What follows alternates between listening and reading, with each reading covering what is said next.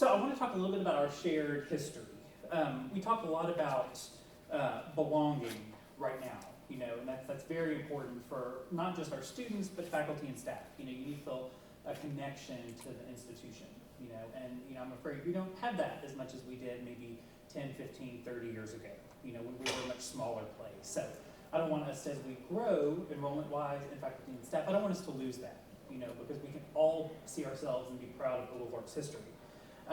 I was talking to one of my colleagues in the library about belonging and our own institutional history, and he said something I really liked. He said, stripped of a collective knowledge of history, a sense of belonging is just, this place feels nice. Mm-hmm. It's not a real connection. Mm-hmm. You have to understand where we came from, and to understand what we're doing today and what we've overcome, and then that leads into our future.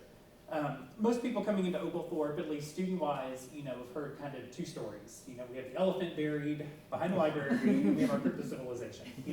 Those are kind of the two stories that most people have heard. Not everybody. I think it may be less on the tours nowadays, and some of the facts, are, not that I eavesdrop when we're having admission tours come through, but I'll sometimes listen for the correct telling of the stories. But the first one I do want to touch on before I get into our real history. I do want to touch on those two stories. So the first one is our elephant. Has anyone not heard of the elephant? Oh, a couple. Well, one or two. Okay, good. I guess the mission's doing a good job.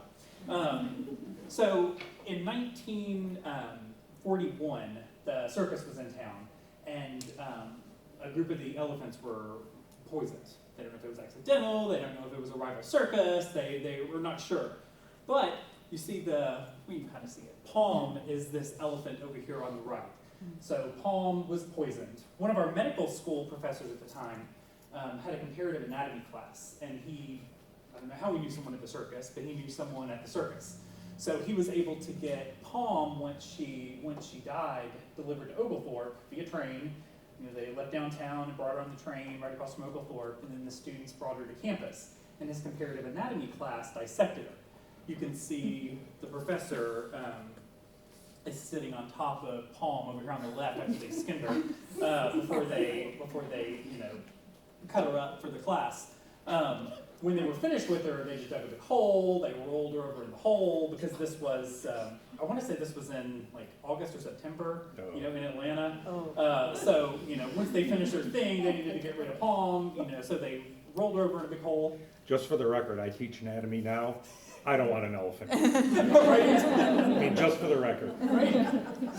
Yeah, once they finished, they rolled her over, buried her, and, was finished. The library was where medical school was at that time. So when we expanded the library 30 years ago, they didn't find her bones, but the parking lot behind the library is over where she probably is buried. At that time, we had a medical school. We only had that for a couple of years in the 1940s. We'll talk a little bit about that again when we talk about Arnold Jacobs, but we actually had a medical school here at Oglethorpe, and they dissected elephants.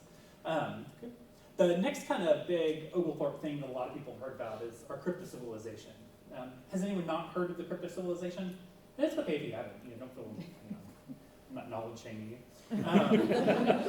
So the crypto civilization is a time capsule that is in the basement of Hearst Hall.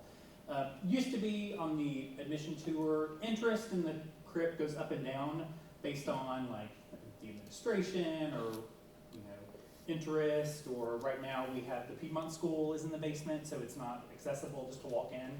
So interest goes up and down. But the crypto civilization is a time capsule that Walt Jacobs, who's here on the right, and we'll talk about him a little bit too in just a little bit, he conceived of this idea of this time capsule where he was going to preserve life in the 1930s, take a snapshot for whoever was going to open it when it was opened in 8113, 8,113 CE. It's a millennial millennial time capsule because it's 6,000 years in the future. This isn't just 100 years, 50 years down the road. So we came up with this idea because he was doing research on some ancient civilizations, and he said, there's not a lot out there. We don't know a lot about ancient civilizations. So I want to do something so when we're an ancient civilization and whoever in 6,000 years is digging around Atlanta, they'll have this treasure trove to show them what life was like in 1930s America, right? It was a ridiculous idea, it is. And Thornwell, we'll talk about him, like I said, in a minute. He was a great PR guy, and it's still, the crypt is the largest driver to our website, which is something. Still, 80 years later, 80 years, I'd like to think it was the library or our academic programs, but the crypt. So it's still driving people to our website. It still gets our name out there. Over the last couple of years, there's been more of an academic kind of take on time capsules and collective memory and how we remember. So we've had more scholars interested in the time capsule, which has been kind of nice to interact with actual academics that are writing about history and collective memory and how we remember, versus just time capsule enthusiasts. So. Yeah, you can see a picture on the top left up there. It's a 10 by 10 by 20 room that was a swimming pool that's all has enamel in it so it can survive whatever's going to happen over the next 6,000 years. You can see a picture up there with all the stuff that's in there. There's hundreds of thousands of pages microfilmed in there, like all the great works of literature. The guy here that was the archivist of the crypt is T.K. Peters. He was an early inventor of one of the first motion picture cameras. And if you've ever seen the video of the San Francisco earthquake in, I guess, 1909 maybe, he filmed that. That was him. He's the one that actually filmed that. So Thornwell brought him down to be the archivist of the crypt. And they spent 4 years collecting stuff. And as you can imagine, this got us in the news. All the news covered it. New York Times covered it, Scientific America covered it. All of the major publications covered this because it's kind of a crazy thing. And people would send stuff in, and all the stuff is donated. You had Woolworths donate, just random things. There's a pack of cigarettes in there. There's a beer. There's a doll that shows the clothes. Yeah. There's all kinds of anything that was would give a glimpse into what life was like in 1936. We tried to secure for the crypt. Of course, and we'll talk about this when we talk about Thornwell Jacobs. Of course, this is his perspective of life in 1936. Which was not a lot of people's perspective of life in 1936. Thornwell Jacobs included music that was popular in the day, but it was music he liked. I've looked at the Billboard Top 10 for the 4 years they were planning the crypt. And there's folks like Duke Ellington and Billie Holiday on there. Strange Fruit was one of the big songs one year. None of that's included. It's what's included is from Thornwell Jacobs' perspective. Which is problematic. But we talk about that, and that's why I'm excited to kind of do this here today. Because we talk about this a lot. In our classes, I teach an archives class, a JDO seminar. We talk about this stuff because you have to. The crypt's there. Thornwell was there. He existed. So we got to talk about this. So. I'm excited to talk about the crypt. Like I said, it's not as well known as it has been in the past because it's not like a stop on the admission tour, so students come in and learn it. But hopefully through things like this, students learn a little bit more about it. He got the number to open it. He looked back. 1936 was when he conceived of it. He looked back at the first point of recorded history with the Egyptians that they thought then, and then went that many, 6,000 odd years in the future. So when it's opened, it will have been sealed at the midpoint of human history. Granted, we know how our buildings are, so I can't imagine this is still sealed. It's only been 80 years, and, I would not want to be the first one to get the whiff of air, when it's opened, tuts, curse, we'll have our own curse, but, we have these conversations, do we leave it? We real estate's prime here at Oglethorpe. This is a 10 by 10 by 20 space. Do we leave it? Do we reopen it? Do we open it, contextualize it, reseal it? We have all these conversations, which the students really, really, really like. The students like that we talk about this. because it brings all these conversations that are happening in the world and the nation down here to our Oglethorpe level. So, our university. James Edward Oglethorpe founded the colony of Georgia, as I'm sure everyone in here knows, as good Georgians, even temporary if you're just here, for Oglethorpe. But James Edward Oglethorpe founded the colony of Georgia in 1733. Oglethorpe's a really, really, really interesting character. For the longest time, we talked about James Edward Oglethorpe, and when he founded the colony of Georgia, it was a prohibitionist and abolitionist colony. There was no slavery, no alcohol in original Georgia. For a long time, we talked about that, and that's the first thing we would go to. Which is accurate. The colony was, abolitionist and prohibition, or it was, slavery-free and alcohol-free. But when he founded the colony in 1733, he wasn't thinking about being an abolitionist. He did this for economic reasons. South Carolina had slavery and alcohol. He saw, the problems that were going on in South Carolina and decided he wanted Georgia to not have those problems. So he didn't found the colony with these humanitarian ideals like that. We talked about that for a long time, and we would always just go to that, kind of to not make an excuse for being named after a, colonizer from England, but that's just where we would go, without having a larger conversation of, well, what does that really mean? And let's talk about James Edward Oglethorpe as a person, because we're all complicated. He was no less complicated than any of us are.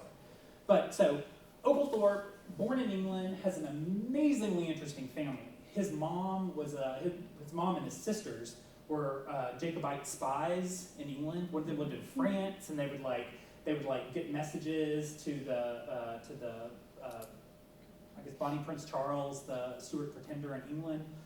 There were some rumors that Oglethorpe was actually Prince Charles because he died as a youth, and the royal Ford family gave their kid to the Oglethorpes to raise. So he had a super interesting life, and especially with his mom and sisters. They were just the neatest people. But Oglethorpe was in Parliament. His dad and brothers had been in Parliament. He was from a really politically active family. Not just because his mom and sisters, were active in the Jacobite cause, but they were, elected politicians as well. He grew up, of course, in privilege. He was one of 10 kids, so they didn't have, they weren't ridiculously wealthy, but they, were members of Parliament, and his dad was a sir, his mom was a lady. So when he was in Parliament, he had a friend that died in prison.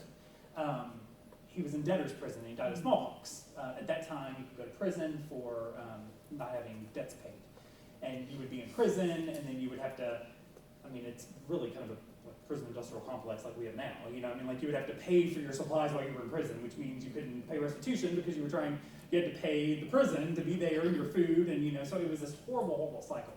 So Oglethorpe decided he wanted to reform, the prison system. And he did. He, did to a certain extent.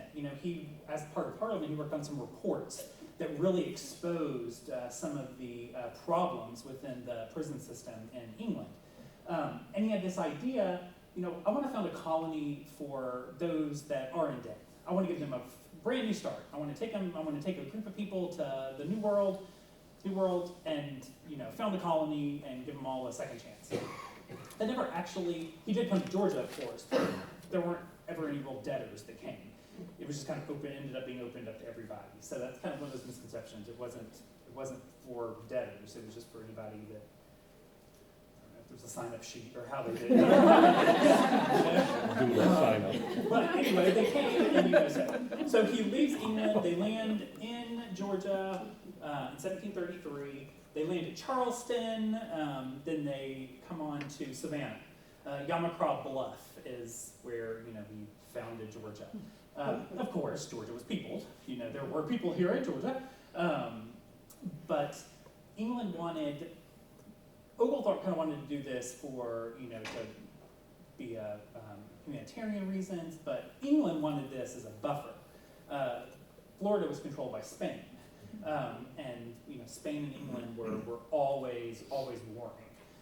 So Georgia was going to be a nice buffer to keep the Spanish from harassing South Carolina, and at that time, the Spanish, if any freed enslaved peoples made their way to Florida, they would get their freedom, and they could join the Spanish army or Spanish military, which is kind of interesting because a couple of the battles that Oglethorpe fought were fought against some of the men that were free through that, which is kind of interesting. But so that's why England wanted Georgia, and they were thinking they could grow or raise silkworms, and this would be like a great silkworm place, and it's hot and gross in Georgia, but they, I guess they sort of knew that, but silkworms didn't take off.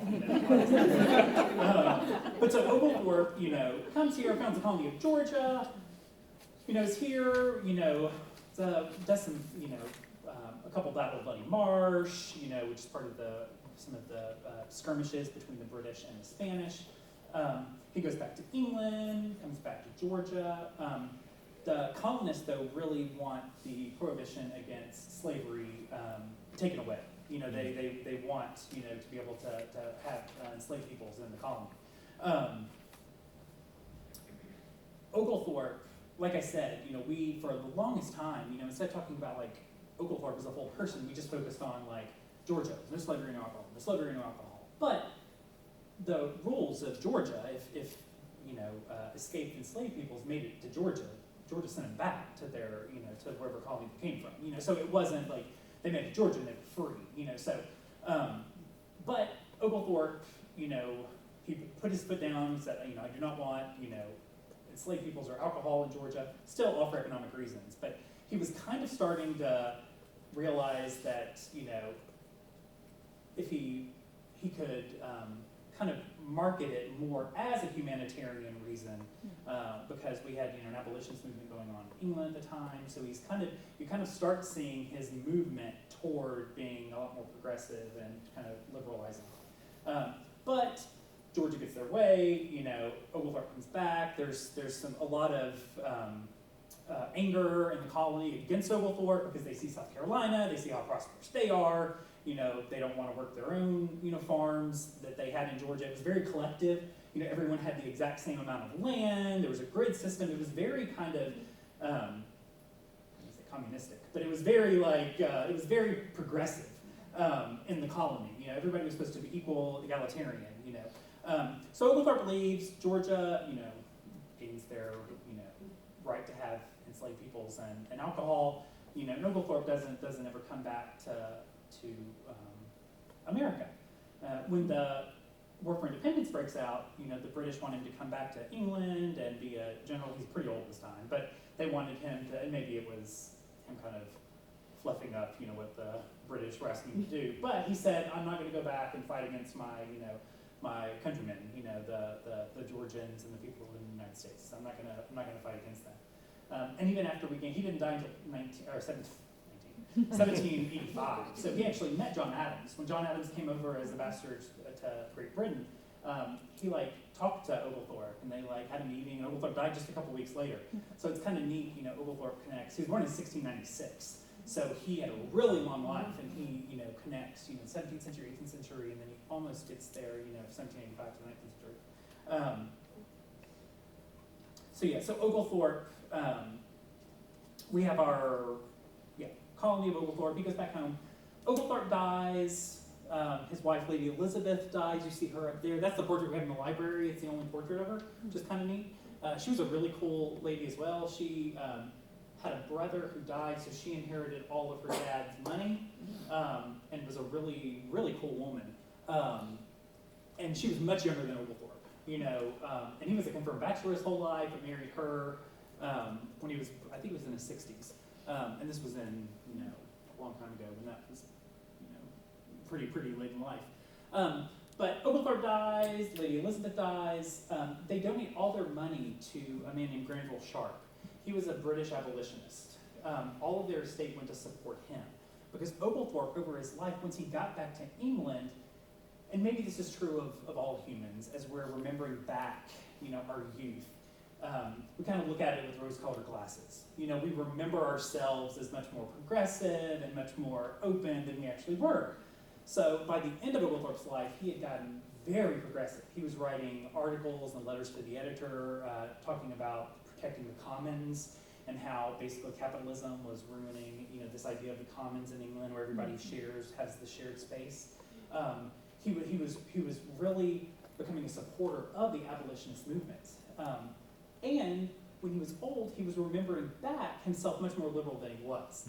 He was remembering himself as, I founded the colony with no slavery because I believe in abolition and human rights, which wasn't really true, it was an economic reasons, but, he was remembering himself as much more progressive than he was. He did become so much more progressive toward the end of his life, so he was much better at the end, but he remembered his whole life, a little bit differently than's actually out there. Which, like I said, I think we probably all do, when remembering ourselves and how we acted when we were much younger. But it's neat that both Oglethorpe and his wife, really kind of, moved towards supporting, the British abolitionist movement toward the end of his life. I think it'd be really interesting to do some more publication on James Edward Oglethorpe. His collected works. A guy was working on that in the 90s, Rodney Blaine. He's like the expert on James Edward Oglethorpe. And he died before he completed it. All of his papers are at UGA, which would be really cool to do something with, collected papers of James Edward Oglethorpe, because you can track his progressiveness, because like I said, by the end he was super progressive. His writings and his family in Georgia, were not, some of his early writings are very anti-Jewish, anti-Catholic, which is interesting because his mother was Catholic. So, he's a very complicated character, so he's just absolutely fascinating. But we got to talk about him as an institution. We're named after him. We're named after James Edward Oglethorpe, even though he had no connection to us. When we were founded in 1835, Georgia just celebrated its centennial. So they had Oglethorpe on the mind when they chartered us, which we'll talk about in a minute.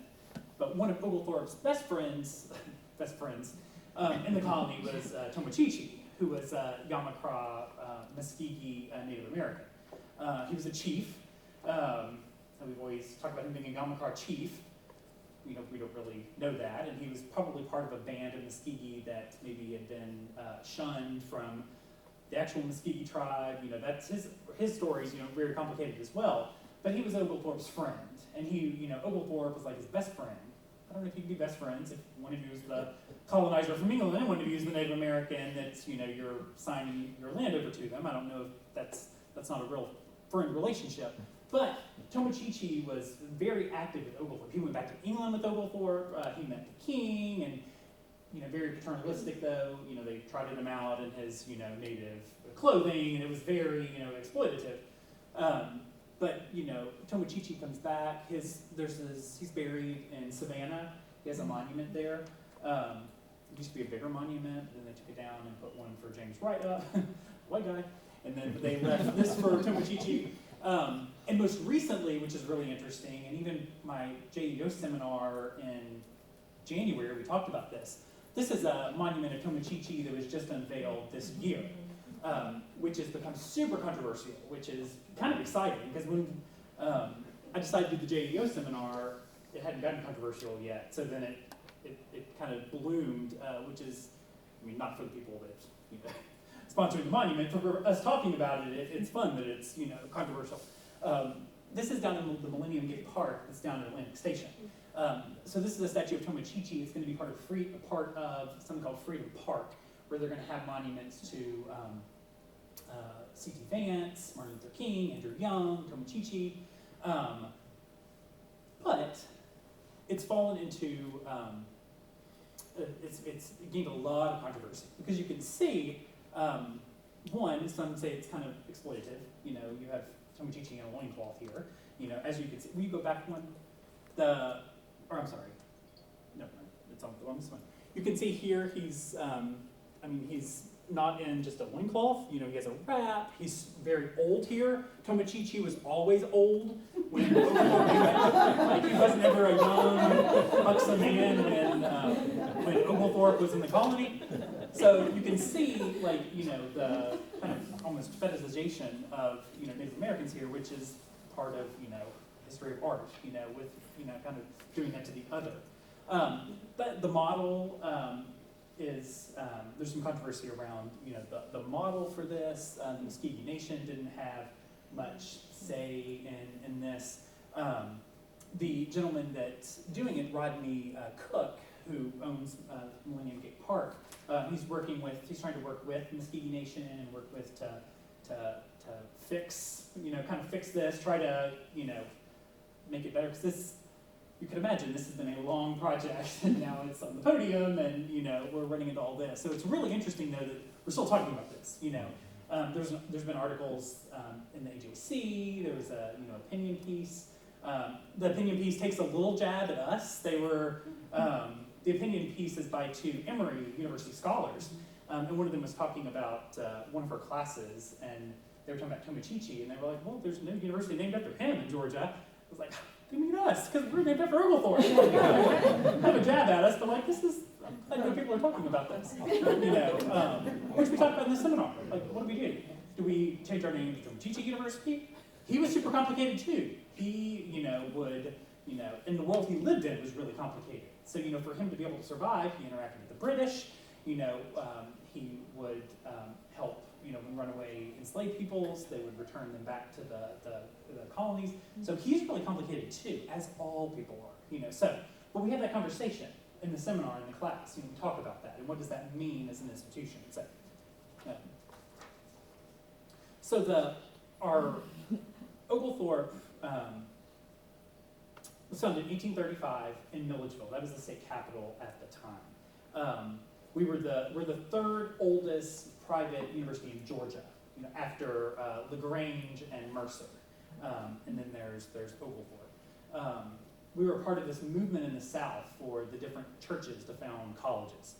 After we were found, or I think Mercer's Baptist, Emory's a year younger than we are. We're 1 year old. They were found in the year after us. They're Methodist, I think. Methodist, yeah. So we were part of this movement for the different, religions that have a school down here in Georgia. Because before that, all of the mostly rich, upper class, white males, of course, because that's who went to college in the South at that time, they would go up to Princeton. That was the Presbyterian University at that time. We like to call ourselves, of course, the Princeton of the South. I don't know if anyone else does, but we like to say that, So, we were founded in 1835. Milledgeville, Georgia was the state capital at the time. It was just an amazing little city. That's where the state legislature did. There were,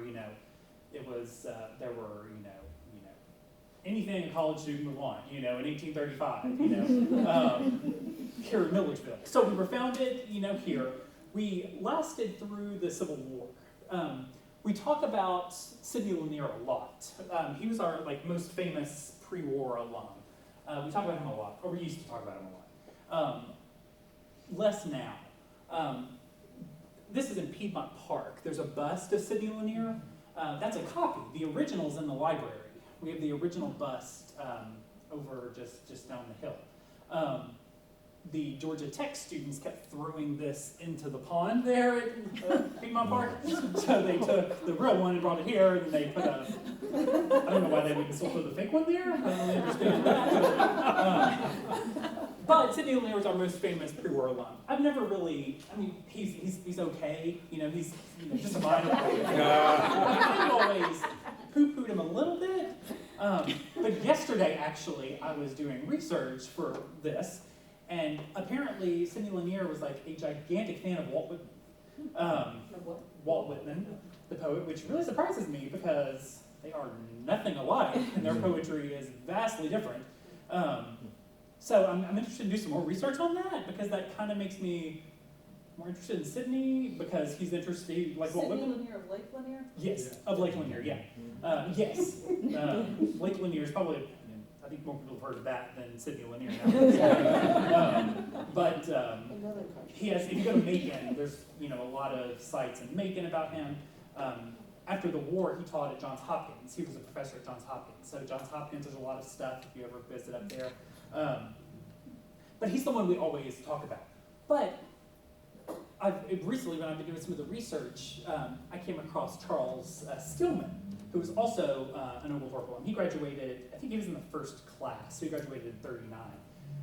He founded Stillman College in Alabama in 1876 as a institution for recently freed men that were going to be trained to go into the ministry. It's, I think, the third oldest HBCU in Alabama, and he founded that. They have, some of his papers there, and he didn't do it. I mean, I'm sure there was, all these folks are super complicated, so, I can't, divine his motives. But in his talks with the Presbyterian Church of wanting to found this school, he seemed like he really wanted to have a real place where the freedmen would be able to learn this and go out and start their churches. It didn't come off as patronistic, in his request of oh, we need to help these folks, we need to help these people. He seemed to have been doing it, genuinely. Like I said, I wasn't there, so we don't always know that for sure. But, we don't really talk about him. I mean, he's not one that I even knew until relatively recently that he was even an Oglethorpe alum. I'm like, that's a big deal. That's a big deal, even in this pre-war era, especially in this pre-war era. At Old Oglethorpe, we had, relatively famous professors. Science has always been super strong at Oglethorpe, going back to Old Oglethorpe.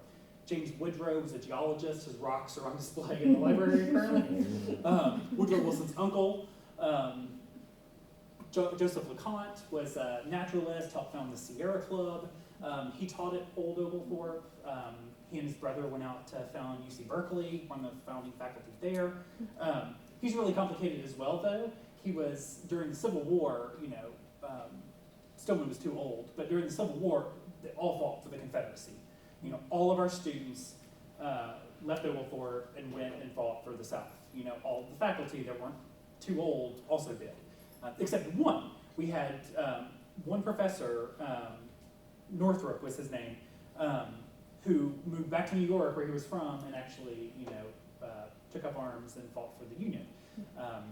He's the one, one, and all of Oglethorpe, people, because all of these people, as you can imagine, they were fighting for their own interests. The people that would attend Oglethorpe or any college, especially in the South, would have been the rich white landowners, and most likely those that that owned enslaved peoples.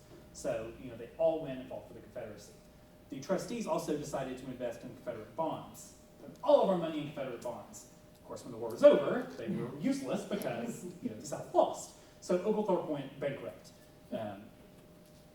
We opened up briefly in downtown Atlanta between 1870 and 1872. This, I think this is the most interesting aspect of Oglethorpe history, which I really, really, really want to research more. This is where we were. It's called the Joseph Mcneil House. It doesn't exist anymore. It's where Atlanta City Hall is. So we were right there in downtown. But this was 1870 to 1872. So in 1872, the Atlanta starts the public school system. They, mostly for, the white students. There's, I think, 4 schools for the white students and 1 for African-American students.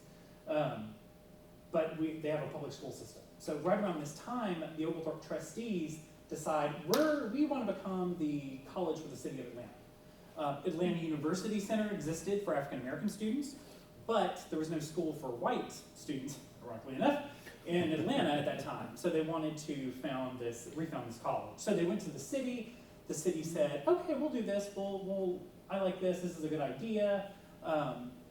There were 300 different prominent Atlanta citizens supported this. They did letters to the editor. They did all this neat stuff. So, all of the important Atlantans at the time, wanted this to go. But as the date grew closer for them to have their election, some people started coming out against it. One, because it was going to be a Presbyterian institution again, and they didn't think that the city should help fund a religion, which seems oddly progressive for the Atlanta City Council in 1872. So there was that aspect. And then there was also the aspect of this is only going to be for the graduates of Boys High, which was the white male high school. So it was only going to be for white males graduating from the Atlanta public school system. So if you went to Girls High, you couldn't go, and if you went to the African-American schools, you couldn't go. So there was a movement with the radical Republicans, is who controlled this then, to get kind of the support of the freedmen that right now had the vote, because this was before Jim Crow set in. So we're in Reconstruction, everyone, the males are able to vote, so there was this movement to defeat the referendum. So you can see, the referendum lost 331 votes to 1470. So this had 300 prominent Atlantans, in support of it. And then by the time they did the vote, it lost 18 to 82%. And at this time, there were only There's only about 5,000 voting Atlantans at this time. So this is like 36% of the voters like voted for this. And this was just an election where you went to City Hall and did an election. This wasn't a presidential year. So it's absolutely fascinating. I would really like to do more research on this aspect of Oglethorpe history. Because I think even in the black press that they had then, there were campaigns in the black press against this referendum, which would be fascinating to read that. So I'm really interested in doing that, but I haven't been able to do that yet. To close it again, Thornwell Jacobs decides to refound this. Thornwell's a very complicated character. We're all here because Thornwell Jacobs refounded Oglethorpe. His grandfather taught at the original Oglethorpe. Oglethorpe had died at Gettysburg, as his grandfather told him, opened briefly in Atlanta, and had been dormant since 1872. Thornwell Jacobs is down in Atlanta looking for Agnes Scott as a fundraiser and decides, I'm going to refound Oglethorpe University. So he takes a lot of Agnes Scott's donors, because they were all rich Presbyterians, and he did want us to be Presbyterian again, so he steals a lot of Agnes Scott's donors and gets enough money to refound Oglethorpe from absolutely nothing. We didn't exist. We had been, we had only been for 2 years in downtown Atlanta, and it had been the end of the Civil War before we were actually a real institution. So Thornwell Jacobs from nothing refounds us. The Luptons, the Hearsts, the Lowrys, all of our building namesakes, they didn't have any connection to Old Oglethorpe. All they did was Thornwell Jacobs was able to weave this story about this college that he wanted to refound, where his grandfather taught and always wanted to go there.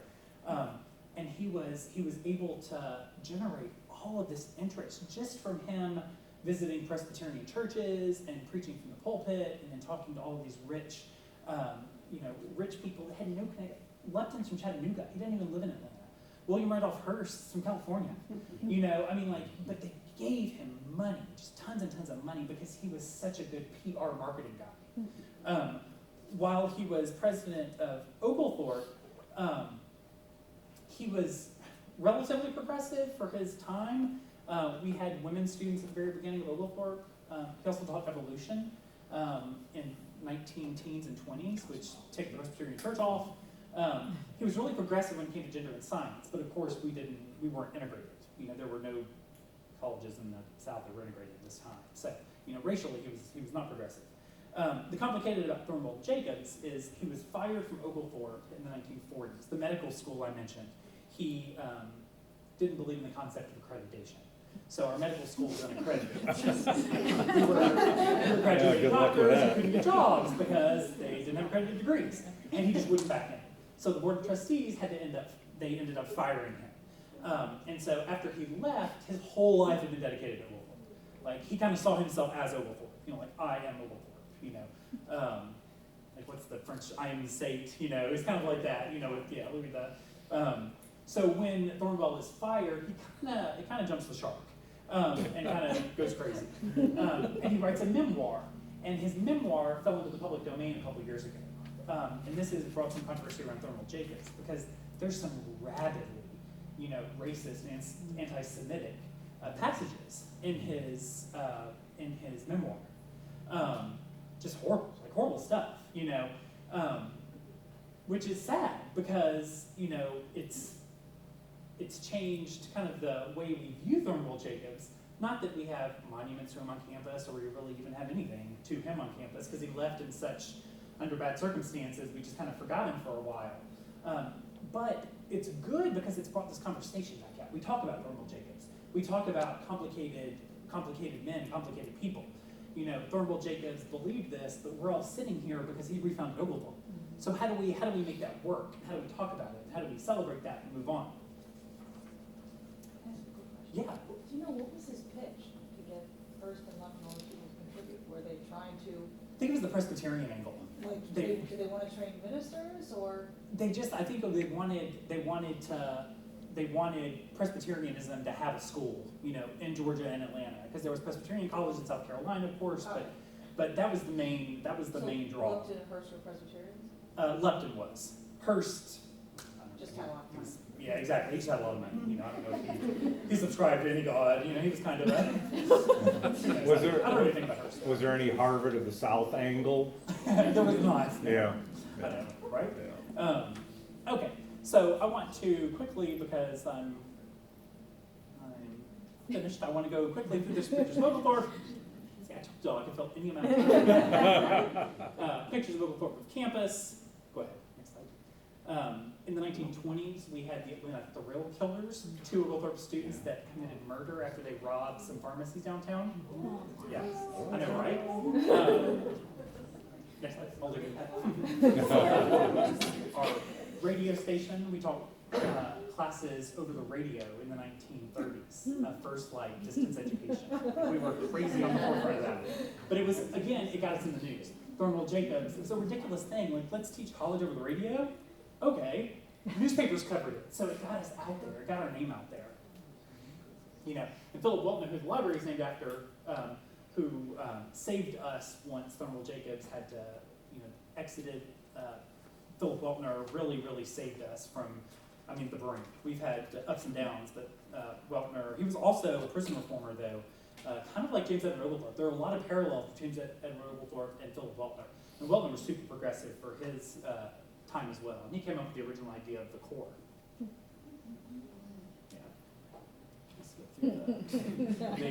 Where we beat UGA, and we beat UGA, and we go back one.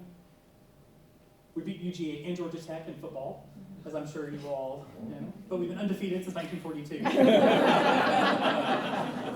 And when we made the ESPN footer a couple years ago, where Georgia was about to lose, I think, to Georgia Southern, but the last time they lost to a Georgia school that wasn't Tech was Oglethorpe University. We're like, yes!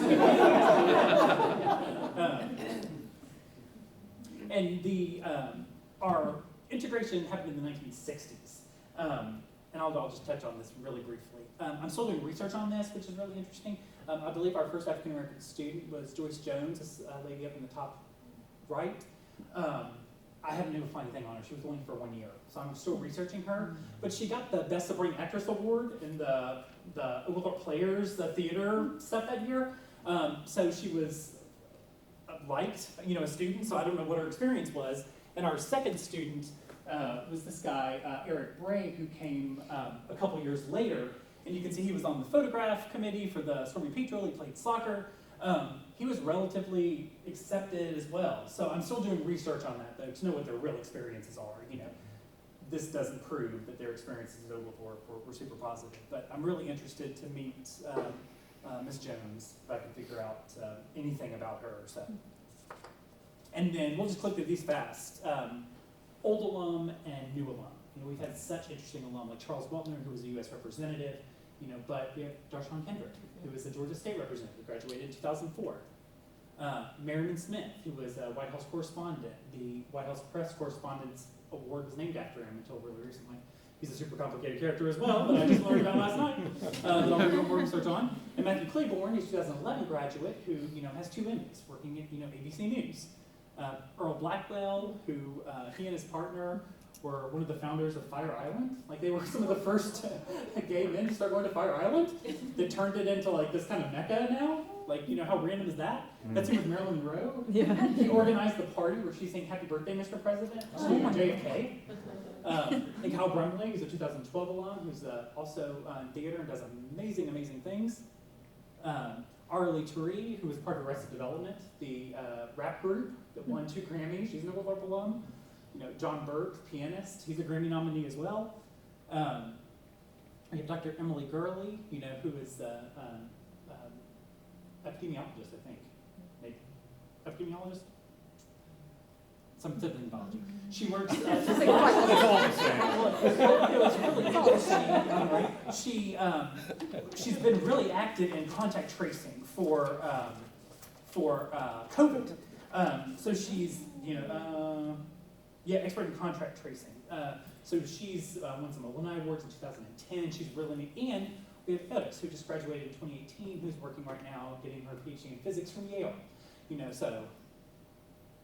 Ira Darrell, who was the first woman superintendent in the Lynn public school system. She oversaw integration of the school system. She wasn't happy about it, but she oversaw it. She's a bachelor's and master's degree. Olivia Rockamora, who currently teaches Spanish at the Weber School. Donald Rubin, who just does amazing things with art. And Taylor Roberts, recent alum, who's also doing amazing thing in arts. We have all these great alum that are connecting to alum where, like, maybe Taylor can't see herself in Donald Rubin, but in his experience and what he learned at Oglethorpe and what he does, she's able to take that and make something of it. Or I was wondering what's the 15H? he got honored. Oh, okay. Okay, so yeah, I knew that I couldn't stay with the.